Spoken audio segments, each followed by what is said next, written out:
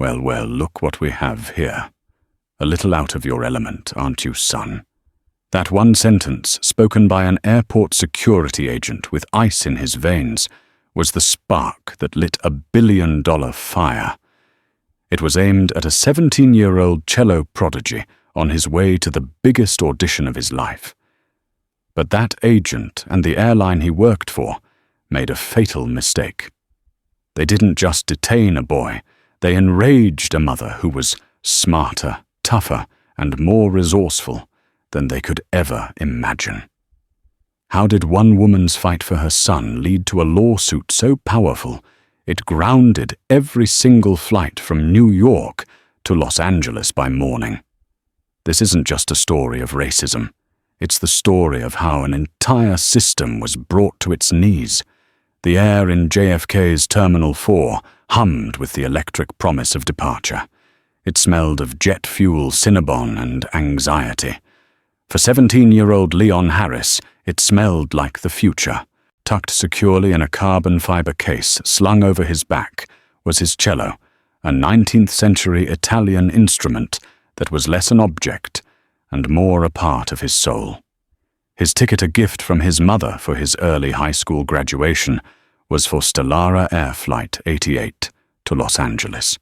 In LA, an audition waited for him at the Colburn School, a place that could turn his lifelong passion into a lifelong career. He was a good kid, a great one even.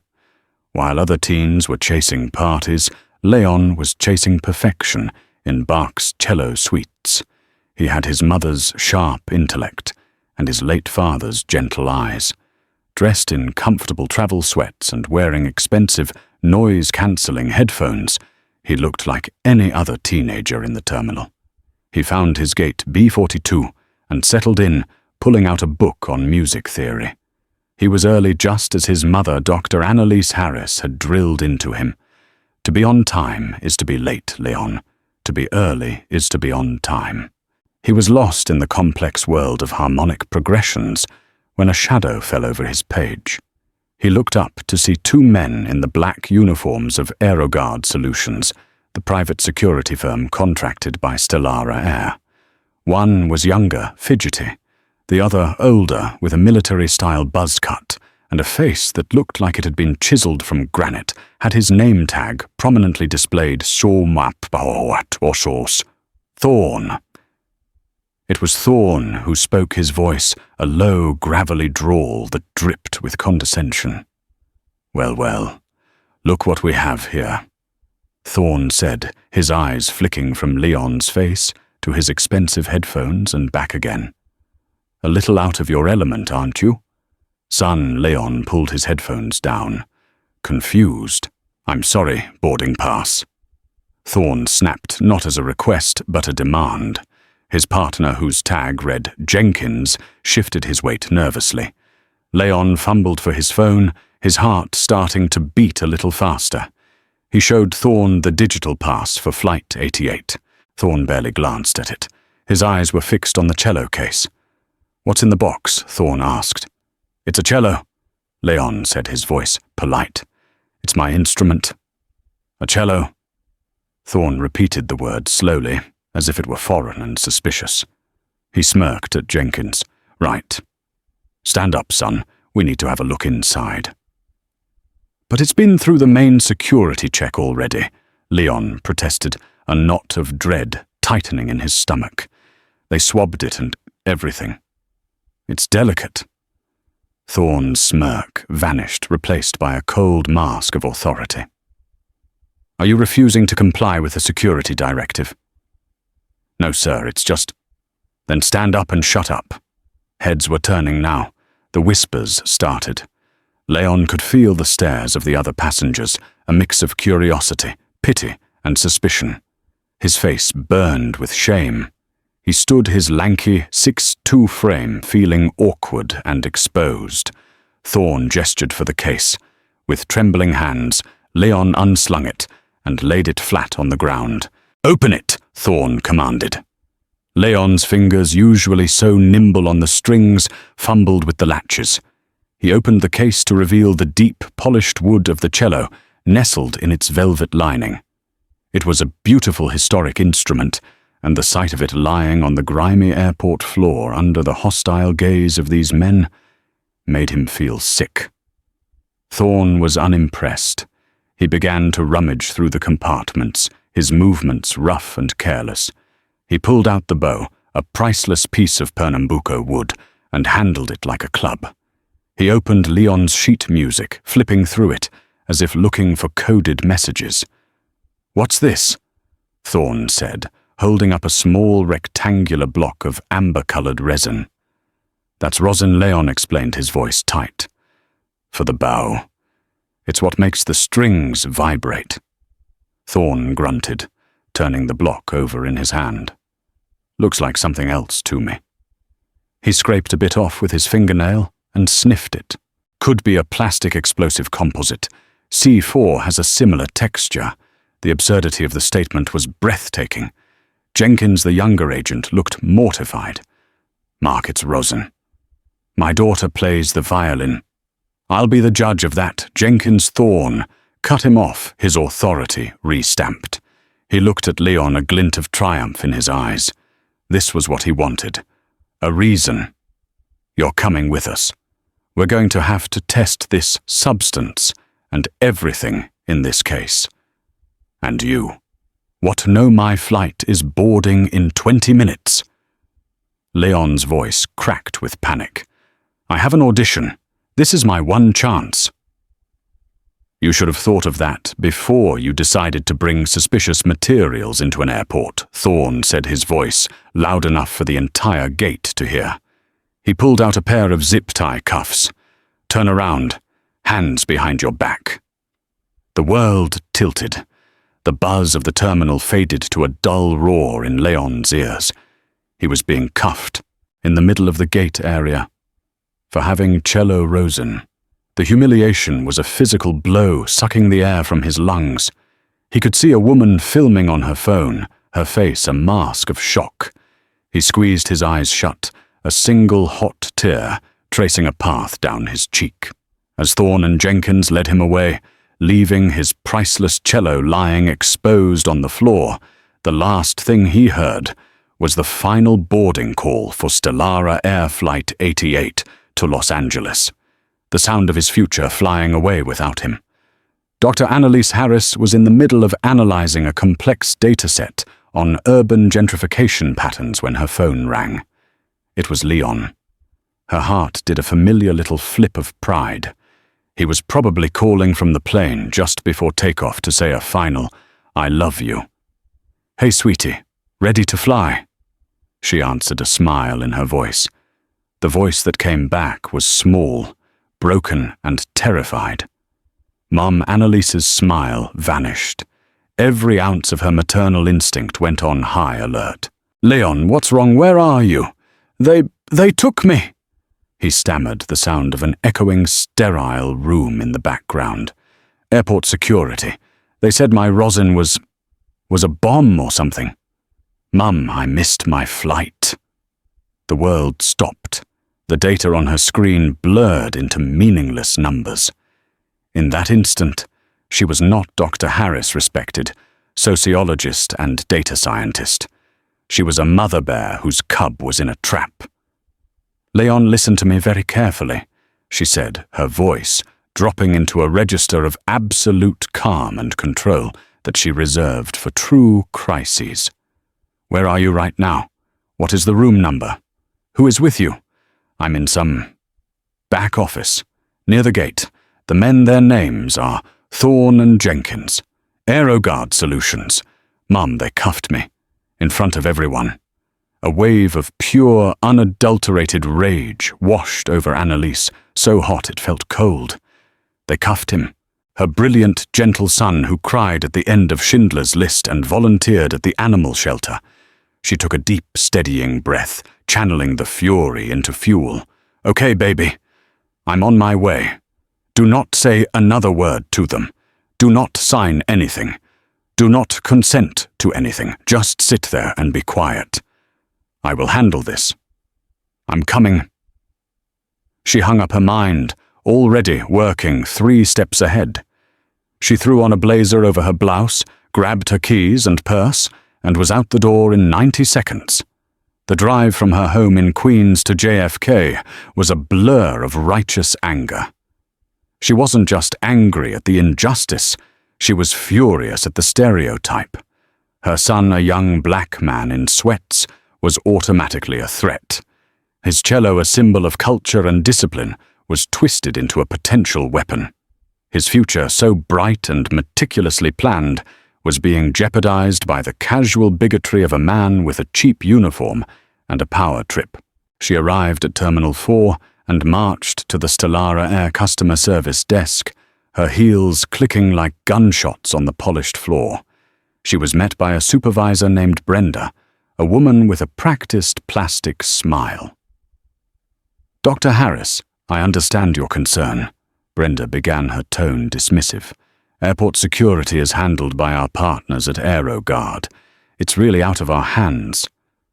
"Make it your hands." Brenda Annelise said, her voice dangerously quiet. "Your airline sold my son a ticket. Your airline contracts the company that just assaulted him. Your airline is about to have a multi-million-dollar problem if my son is not released to me with a formal apology and a seat on the next flight to Los Angeles within the next 30 minutes. Brenda's smile faltered. She saw the steel in Annelise's eyes and made a call. 15 minutes later, Annelise was led to the same sterile back room where Leon was being held. The sight of him broke her heart. He was slumped in a chair, his face pale and tear-streaked. His cello case was in the corner, a violation notice slapped on it. Mark Thorne stood with his arms crossed, a smug look on his face. Dr. Harris Thorne began. "Your son was uncooperative during a routine security screening." Annelise ignored him completely, walking straight to Leon and enveloping him in a hug. She held him tight, whispering, "It's okay. I'm here. It's over." She then turned to Thorne, her eyes blazing. "My son's flight has departed. His audition, which we have been planning for 2 years, is tomorrow morning. You detained him under the preposterous assumption that Cello Rosin, a tree sap derivative, was a plastic explosive. You cuffed him like a criminal in a public space, inflicting untold emotional distress and humiliation. You have caused irreparable harm. I want your full name, your badge number, your supervisor's name, and contact information, and a copy of the incident report. Now." Thorne's bravado began to crack under the force of her articulate fury. "Ma'am, our tests on the substance came back negative, so we're letting him go with a warning." "A warning? A warning." Annelise's laugh was sharp and humorless. "Oh, you have no idea what's coming for you. For AeroGuard, for Stellara Air. You didn't give my son a warning. You gave me a declaration of war." She took Leon's hand, grabbed his cello case, and walked out of the room without a backward glance. In the main terminal under the bright, uncaring lights, she held her son's face in her hands. "We're going to fix this, Leon," she said, her voice shaking with a rage that was now diamond-hard. "They think they can do this and get away with it. They think we're just another statistic, another complaint form to be filed away. But I'm a data scientist, baby. I understand systems, and I am going to find the flaw in their system, and I am going to tear it down piece by piece." That night, she didn't just console her son. She made call after call, her voice low and determined. She didn't just find a lawyer, she found a shark. Annelise Harris didn't sleep. While Leon finally succumbed to exhausted, troubled sleep in his own bed, she was at her dining room table, her laptop glowing in the dark. The fury had not subsided. It had crystallized into a cold, methodical purpose. She knew that a simple lawsuit for damages for racial profiling would be a long, drawn-out battle. AeroGuard and Stellara would bury them in paperwork, bleed them dry with legal fees, and ultimately settle for a pittance with a non-disclosure agreement. It would be a quiet victory for them, a footnote. She wanted thunder. She wanted a reckoning. At 2 a.m., she was on a video call with Evelyn Reed. Evelyn wasn't just a top civil rights attorney in New York. She was a former federal prosecutor, known for her scorched earth litigation tactics and her refusal to be intimidated by corporate giants. She had taken down pharmaceutical companies and corrupt police departments. Her fee was astronomical, but after Annelise laid out the facts for 10 minutes, Evelyn was silent for a long moment. They cuffed a cello prodigy over Rosin. Evelyn finally said, a slow smile spreading across her face, "Oh, these fools, they have no idea. The optics are a nightmare." "But you said you have an idea, Dr. Harris. You said you don't just want damages. You want an injunction. What's your angle?" This was where Annelise's world and Leon's trauma collided. "Evelyn, I'm a data scientist. I analyze systems for bias. What if Thorne's decision wasn't just personal bigotry? What if he was enabled or even encouraged by the very system he was using?" She shared her screen. For the past 3 hours, she hadn't just been fuming. She'd been researching. She had scoured AeroGuard's website press releases and SEC filings. She found what she was looking for in a shareholder report from 6 months prior. "Here," Annelise said, highlighting a paragraph. "AeroGuard Solutions recently rolled out its proprietary AuraScan predictive threat module across all its major airport contracts, including JFK. It's an AI-driven system that uses dynamic biometric and behavioral markers to flag individuals for secondary screening. They boast it increases efficiency by 300%. Evelyn leaned closer to her screen. AI-driven, so it's a black box. They feed it data, it spits out a threat score. Exactly, Annelise confirmed. And AI is only as good as the data it's trained on. If they trained this system on biased historical data arrest records, past TSA incidents, anything that reflects existing societal biases, then the algorithm itself would be racist. It would learn that a young black man in a hoodie is more of a threat than a white businessman in a suit. Evelyn's eyes lit up. This was the angle. It elevated the case from a he said, she said about one agent's prejudice to a fundamental attack on the corporation's core technology. So Thorne wasn't just a racist jerk, Evelyn mused. He was a racist jerk with an algorithm whispering in his ear, telling him he was right. It's the perfect defense for him and the perfect liability for them, Annelise pressed. Thorne can claim he was just following the protocol flagged by AuraScan. But AeroGuard is liable because their shiny new, efficient system is discriminatory on a massive scale. It's not just about Leon. It's about every single person of color who has been randomly selected for extra screening by this program. The strategy formed sharp and brilliant in the pre-dawn hours. They wouldn't just sue for damages. They would file for an emergency temporary restraining order and a preliminary injunction against the use of the AuraScan predictive threat module. The legal argument was audacious. The AuraScan system, as implemented, was causing immediate and irreparable harm, not just to Leon Harris, but to a protected class of citizens, violating their constitutional rights under the Equal Protection Clause. The harm wasn't monetary. It was the ongoing daily violation of civil liberties. The only way to stop the harm was to stop the system, immediately. Evelyn's legal team worked through the night drafting a complaint and the motion for the injunction. They cited Annelise's preliminary research and included a sworn affidavit from her not as a grieving mother, but as a data science expert, testifying to the high probability of algorithmic bias in such a system. They detailed Leon's humiliation, the loss of his career-changing opportunity, and framed it as Exhibit A of the system's real-world consequences. At 5:30 a.m., Evelyn Reed filed the lawsuit electronically with the U.S. District Court for the Eastern District of New York, and she knew exactly which judge's door to knock on for an emergency hearing.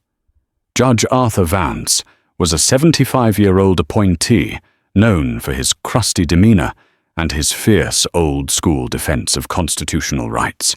He despised government overreach and corporate malfeasance in equal measure. At 6:15 a.m., Evelyn Reed was standing before Judge Vance, who had been woken by a clerk and was sitting in his chambers in a rumpled shirt, sipping black coffee.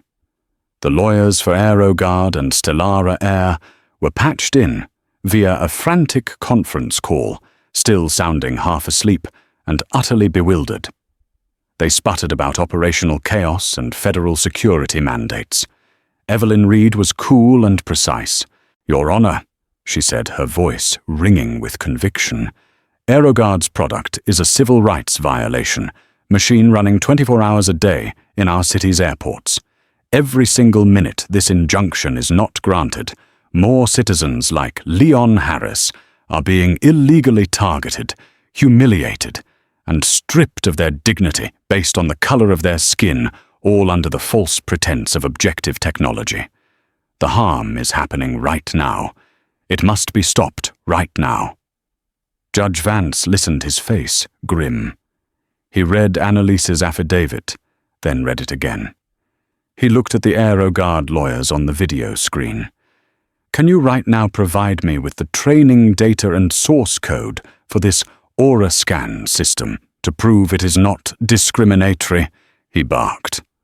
The lawyers stammered. "Your Honor, that's proprietary, a trade secret." That was all Vance needed to hear. "I'm granting the temporary restraining order," he declared, slamming his hand on his desk with a finality that echoed through the speakers. The AuraScan predictive threat module is to be immediately and completely suspended from use at all airports within this district pending a full hearing. You will not use it to screen one more passenger. Is that clear? The AeroGuard lawyer was aghast. "But, Your Honor, our entire security protocol for multiple airlines, including Stellara, relies on that system. We can't possibly screen the volume of passengers manually. It will ground everything." Judge Vance took a sip of his coffee. "Then I suggest you get started. That sounds like your problem, not the Constitution's." He signed the order at 6:45 a.m. U.S. Marshals were dispatched to serve it. By 7 a.m., as the morning rush at JFK was hitting its peak, every single AeroGuard security station went dark. The system was down. At 7:05 a.m., the first sign of trouble at JFK was an AeroGuard manager running, sweating down a corridor in Terminal 4, waving a piece of paper and yelling into his phone. At the security checkpoints, the sleek tablets running the AuraScan software went blank, replaced by a locked screen with a legal notice. The agents, including a bewildered Jenkins who was just starting his shift, were ordered to revert to 100% manual screening protocols. Every bag, every passenger, every laptop, every single item required the full, time-consuming physical treatment. The effect was instantaneous and catastrophic. A security line that normally processed 60 people per minute slowed to about 10. The queue, which usually flowed steadily, stopped dead. Within 15 minutes, the line snaked out of the designated area and began to coil back on itself. By 7:30 a.m., it stretched past the check-in counters.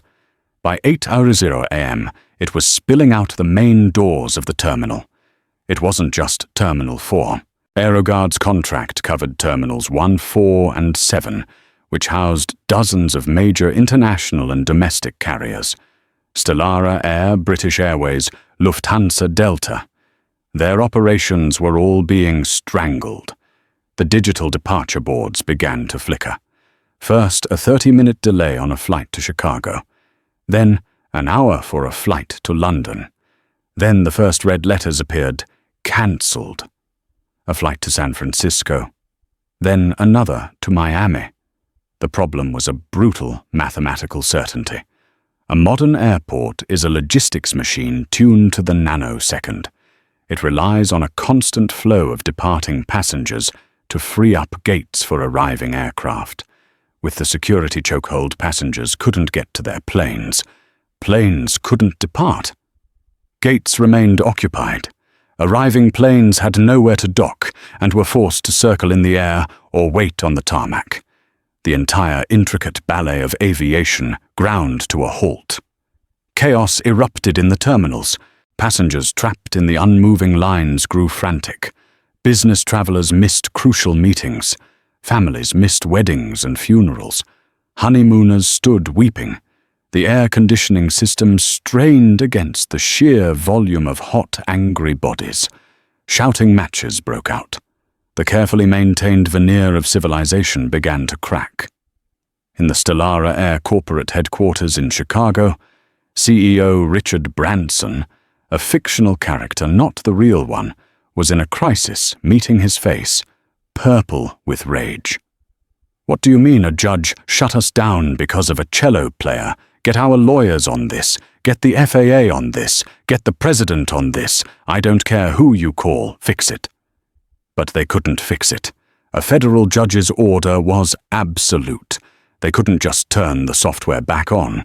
To comply with security mandates without the AI, they needed to quadruple their manpower, something that was physically impossible to do in a matter of hours.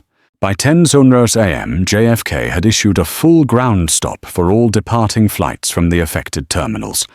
The ripple effect began. A plane that was supposed to leave JFK for LA never took off, which meant the plane in LA that was waiting for that arrival to fly to Hawaii was now also cancelled. The delay cascaded across the country, then across the world. Flights from Paris and Tokyo that were headed to JFK were being diverted to Boston and Philadelphia, causing chaos there. The news crews descended. Helicopters circled overhead, filming the apocalyptic cues and the silent parked airplanes. The headline that flashed across every screen in America was breathtaking single lawsuit from Teens Mother Ground's nation's busiest airport. Annelise Harris watched the news from her living room, a cup of tea in her hand. Leon sat beside her, his eyes wide with disbelief. The woman on the news being interviewed, the one who had filmed Leon's humiliation on her phone, was now a viral sensation. Her video was everywhere, played in a split screen, next to the footage of the airport chaos. The narrative was solidifying. Big faceless corporation brutalizes brilliant kid. Supermom brings them to their knees. Annelise felt a tremor of fear had she gone too far. But then she looked at the exhaustion and lingering shame on her son's face, and her resolve hardened into granite. This wasn't just about making them pay. It was about making them hurt. It was about making the invisible cost of their prejudice visible to the entire world, measured in grounded planes and billions of dollars in lost revenue. Mark Thorne saw the news from his sad little apartment in Ronkonkoma. His face, a brief, blurry image in the Citizen's video, was being analyzed by cable news pundits. His phone was ringing with calls from AeroGuard's frantic internal affairs department. The smug satisfaction he'd felt yesterday had curdled into pure stomach-churning terror. He had picked on the wrong kid. He had picked on the wrong mother. He had started a fire, and now the whole world was burning, and he was standing right at the center of the blaze. The emergency war room at AeroGuard Solutions' Virginia headquarters was a chamber of controlled panic. A dozen executives in expensive suits, fueled by coffee and fear, were gathered around a massive mahogany table. On a giant screen, a live feed showed the nightmare at JFK, alongside plummeting stock tickers for both AeroGuard and Stellara Air. Their own stock had shed 40% of its value since the market opened. The company's formidable general counsel, a severe woman named Patricia Lowell, was pacing back and forth. "This is a public relations atom bomb," she said, her voice slicing through the nervous chatter.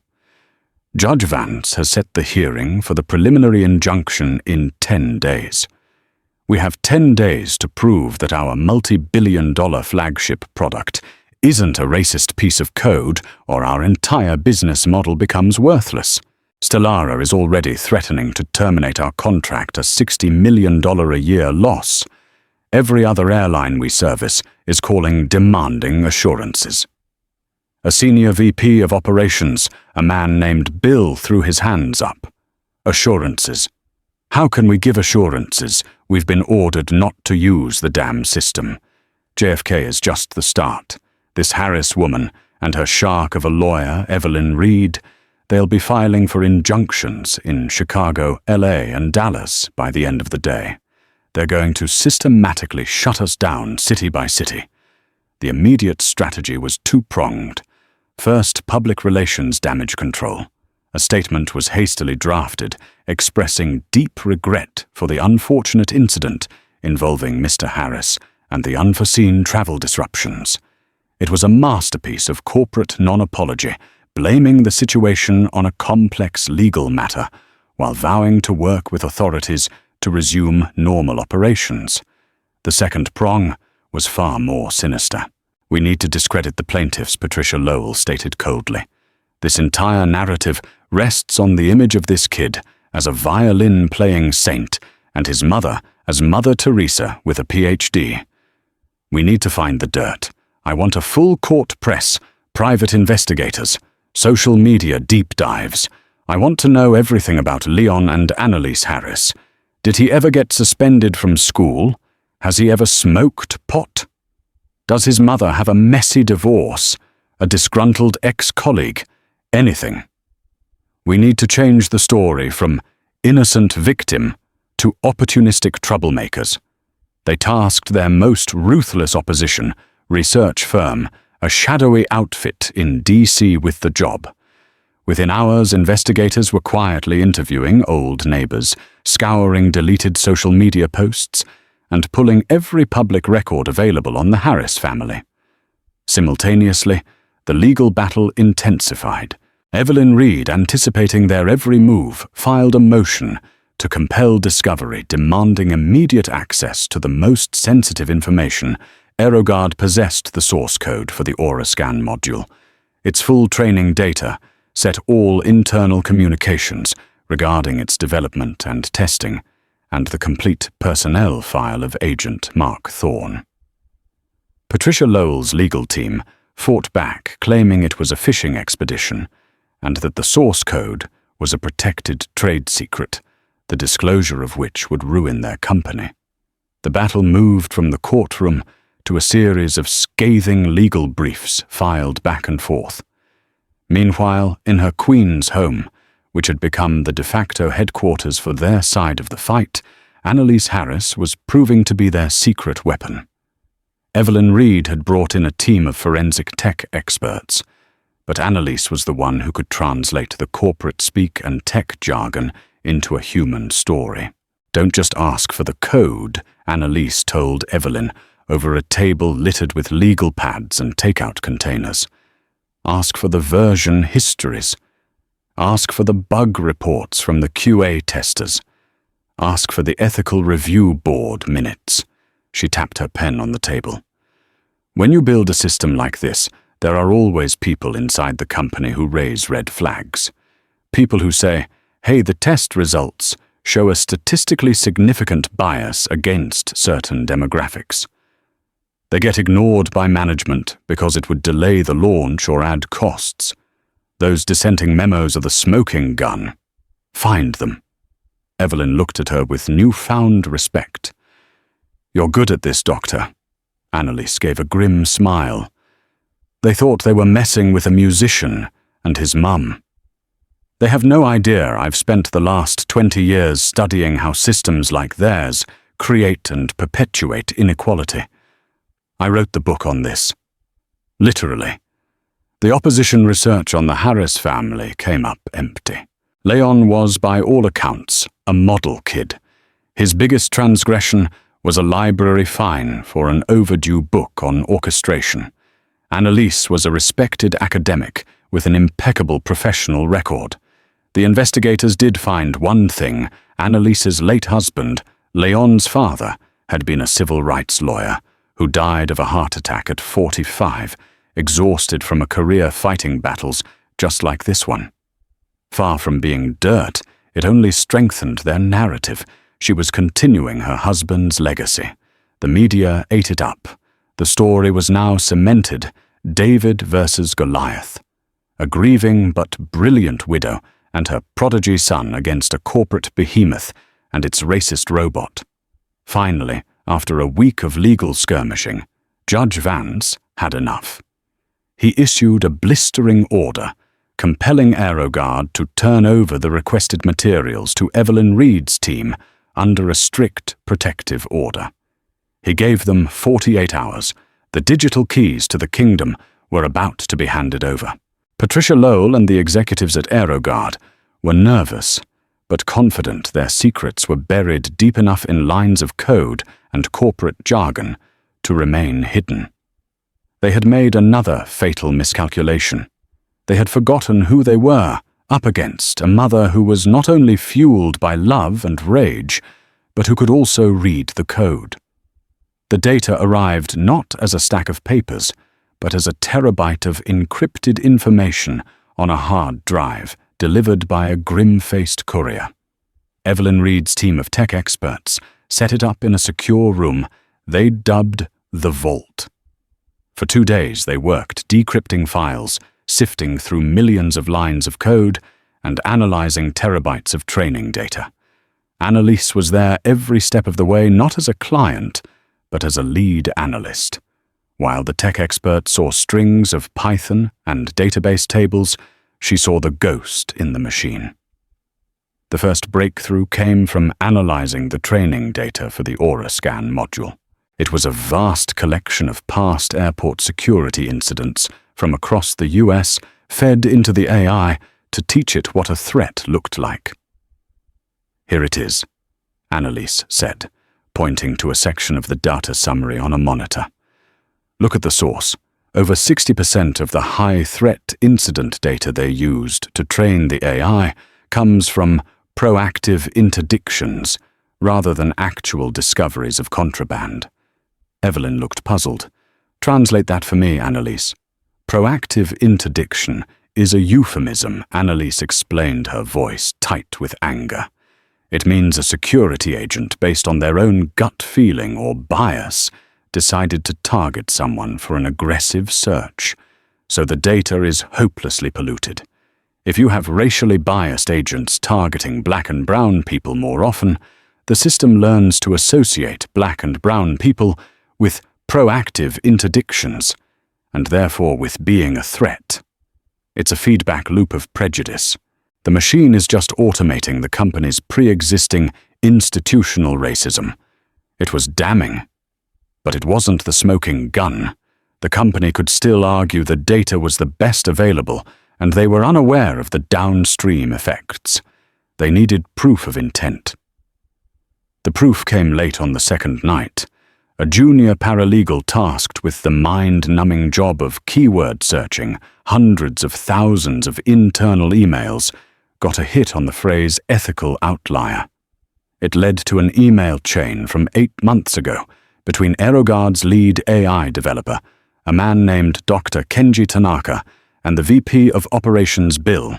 The email from Dr. Tanaka was clear and alarming: subject urgent flag demographic skew in AuraScan beta v.out b2.9 Bill. My team's final audit before the planned rollout shows a persistent and statistically significant skew in the AuraScan threat flagging. The module is flagging African American males between the ages of 16 and 30 at a rate 7, 8 times higher than the baseline Caucasian male demographic, even with identical behavioral inputs. This is a severe ethical outlier and exposes us to significant legal and reputational risk. I strongly advise we delay the launch to retrain the model with a corrected weighted dataset. Kenji. The reply from Bill, sent just 10 minutes later, was the nail in the coffin. Subject re-urgent flag. Kenji. The Stellara contract is locked in and the launch date is firm. The board cares about efficiency and cost savings, not statistical noise. The system is still more accurate overall than a human agent. Let the grunts on the ground handle the optics. We're moving forward. Don't raise this again. Annelise felt a chill run down her spine as she read it. This was it. This was the gun still smoking. They knew. They knew their machine was racist, and they deployed it anyway because it was profitable. Print it. Evelyn Reed whispered, her voice filled with awe. Print all of it. But there was one more piece of the puzzle. They cross-referenced the email date with Mark Thorne's personnel file. 2 weeks after that email exchange, Thorne, who had a history of minor disciplinary actions for overly aggressive behavior, was selected for a special training program. The program, a one-day seminar on maximizing the potential of the AeroGuard threat module. The instructor's name was Bill, the VP of Operations. The picture was now complete and horrifyingly clear. AeroGuard didn't just deploy a biased system. They identified agents like Thorne, who already had aggressive and likely biased tendencies, and specifically trained them to trust and act on the discriminatory outputs of the AeroGuard system. Thorne wasn't a bug in the system. He was a feature. He was a tool, sharpened and aimed by the corporation. When Evelyn Reed's team presented the evidence to the lawyers from AeroGuard and Stellara in a pre-hearing conference, the color drained from their faces. The arrogance and bluster were gone, replaced by the dead-eyed look of utter defeat. Patricia Lowell, the formidable general counsel, looked at the printed emails and knew the game was over. They weren't just going to lose the injunction. They were facing a legal firestorm that could bankrupt the company and send executives to prison for perjury if they lied about this under oath. That evening, Evelyn Reed's phone rang. It was Patricia Lowell. Her voice was stripped of all its former power. "We need to talk about a settlement," she said. Evelyn smiled. "I thought you might." The surrender took place in a glass-walled boardroom on the 50th floor of Evelyn Reed's Manhattan law firm. The view of Central Park, sprawling and green below, was a breathtaking panorama of power and influence, a landscape the men seated at the table were used to commanding. Today, however, they were not commanders. They were captives. Richard Branson, the usually pugnacious CEO of Stellara Air, sat stiffly in his chair, his face a sallow grey that clashed with his expensive Italian suit.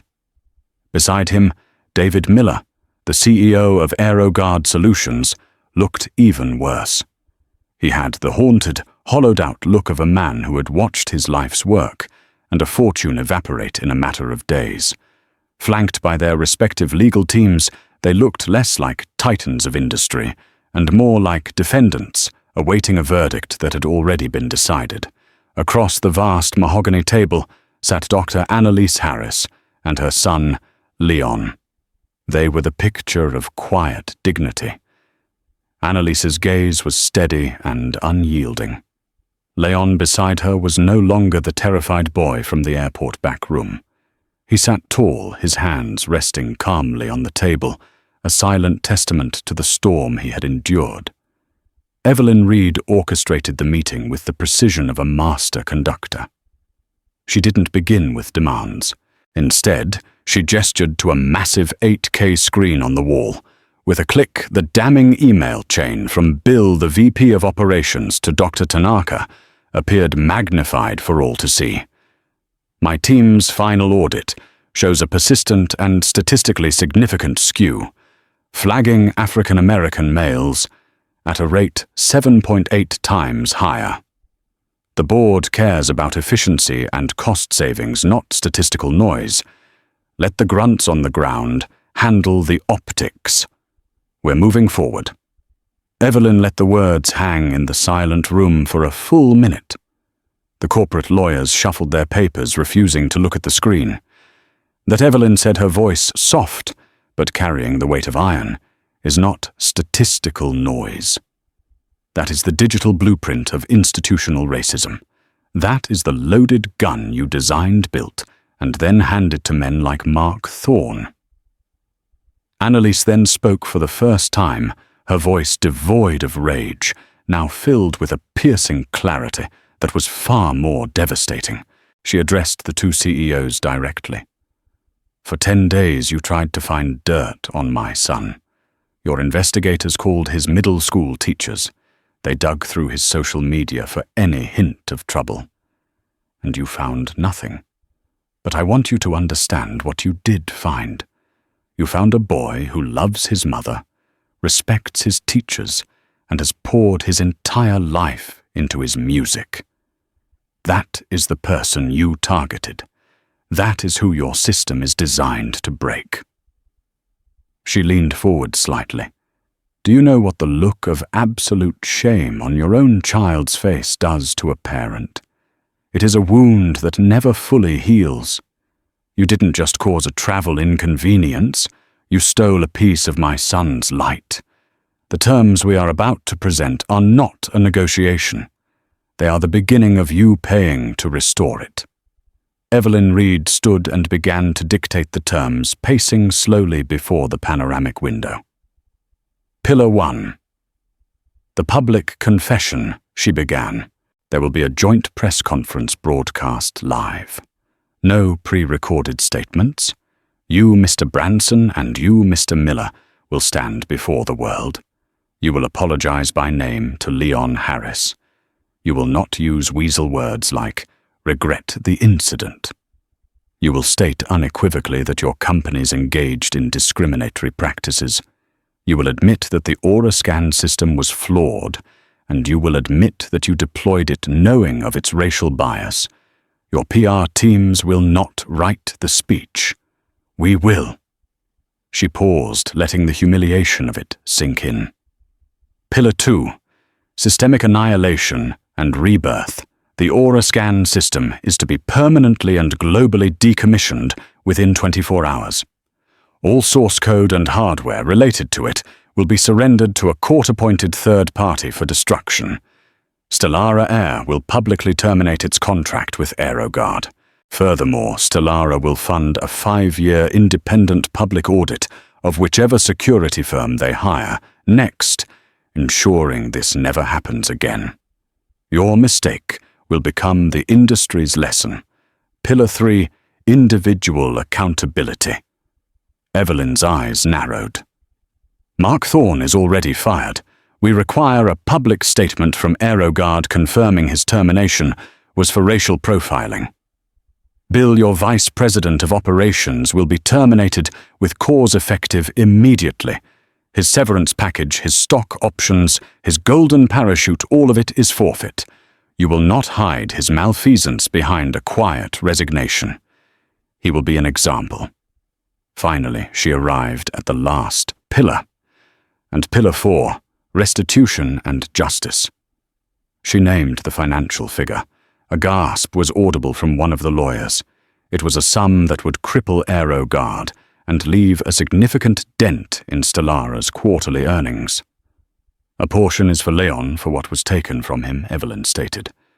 But the vast majority will establish a new entity, the Harris Foundation for Algorithmic Justice. Annelise spoke again, outlining the vision. It will be an watchdog. It will proactively audit AI systems for public and private entities. It will have a legal wing to represent pro bono victims of technological discrimination. And it will fund scholarships for Black, Latino, and Indigenous students pursuing degrees in data science, computer science, and ethics. You built a weapon. Now you will fund the armor and the architects of a better future. For the first time in the meeting, Leon spoke. His voice was quiet, but it filled the room. I don't want another kid to feel how I felt that day. Ever. It was the final blow. The fight was gone from the CEO's eyes. There was only the grim math of their defeat. They nodded. They agreed to everything. The press conference was a media circus. In a packed hotel ballroom, under the glare of 100 cameras, Richard Branson and David Miller walked to a podium like men walking to the gallows. They read their scripted apologies, their voices monotone, their faces masks of corporate contrition. In the front row, Annelise and Leon watched, not with triumph, but with a profound, solemn gravity. They were witnessing the slow, painful turning of a great wheel of justice. As the CEO of AeroGuard stumbled over the words profound and inexcusable racial bias, Leon reached over and squeezed his mother's hand. The fallout was swift. AeroGuard Solutions, stripped of its core technology and its reputation, hemorrhaged clients. Within 6 months, it filed for bankruptcy, its assets sold off in pieces. David Miller disappeared from public life. Bill, the former VP, was slapped with an SEC investigation for defrauding shareholders, his career in ruins. Mark Thorne's karma was quieter, but no less complete. He saw the news of the settlement on a flickering TV in a dive bar, a pariah in the industry he once policed with such misplaced zeal. He lost his home, his friends, and the last vestiges of his self-respect, a ghost haunted by the face of a boy he'd never forget. The story sent shockwaves through the tech and travel industries. A frantic wave of internal audits began as companies scrambled to vet their own algorithms, terrified of becoming the next AeroGuard. The Harris effect became industry shorthand for the massive legal and financial risk of deploying biased AI. Months later, Leon stood on the stage at the Colburn School in Los Angeles for his rescheduled audition. He was nervous, but as he drew the bow across the strings of his cello, something new flowed out. The music was flawless, but it was more than that. It was filled with a depth of emotion, of pain, of resilience, of a profound understanding of the world that stunned the judging panel. It was the sound of a boy who had been through a fire and emerged not burned, but forged. He was granted the scholarship on the spot. Annelise, meanwhile, had found her true calling. She poured her energy, her intellect, and the settlement funds into the Harris Foundation. It became a powerhouse, a force for good that held some of the world's largest corporations accountable. A year after the incident, Leon was flying from LAX back to New York for the holidays. As he walked through the terminal, his cello case on his back, he felt a familiar pang of anxiety as he approached the security checkpoint. The memory of the cold zip ties and the hot shame was a phantom limb, an ache that might never fully disappear. He saw a young Latino teenager get pulled aside by an agent. Leon's body tensed, ready for the old injustice to play out. But then a supervisor noticed and immediately intervened. "Hey," she said to her agent, her voice firm but calm. "What's the flag? Let's check the protocol. The new protocol." She consulted her tablet, shook her head, and waved the young man on with an apologetic smile. The supervisor then caught Leon's eye. She didn't know who he was, but perhaps she recognized the cello case, or perhaps she just saw a fellow traveler. She gave him a small professional nod, a silent acknowledgement of a system working as it should. Leon walked on a slow smile spreading across his face. The world wasn't perfect. The fight wasn't over. But in that small, quiet moment in the orderly hum of the airport, he could hear it. It was the echo of his mother's victory, the resonance of his own strength. It was the sound of a new and more just melody.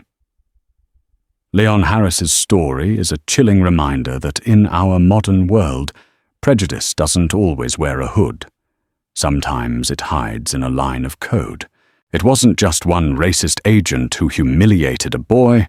It was an entire corporate system that chose profit over people, efficiency over ethics. But they forgot the one variable they couldn't account for: the unbreakable power of a mother's love and the force of a brilliant mind demanding justice. Annelise and Leon Harris didn't just win a lawsuit, They exposed a dark secret at the heart of our technological age and forced a multi-billion-dollar industry to change. Their fight ensures that the next time a young person of color walks through an airport, the system might just see them for who they are, not what a biased algorithm tells it to see. If this story opened your eyes to the new frontiers of civil rights, please hit that like button to help it reach more people. Share it with someone who needs to hear that one person can still make a difference. And be sure to subscribe for more incredible true stories of justice and karma. What are your thoughts on this? Should corporations be held liable for the bias in their AI? Let us know in the comments below.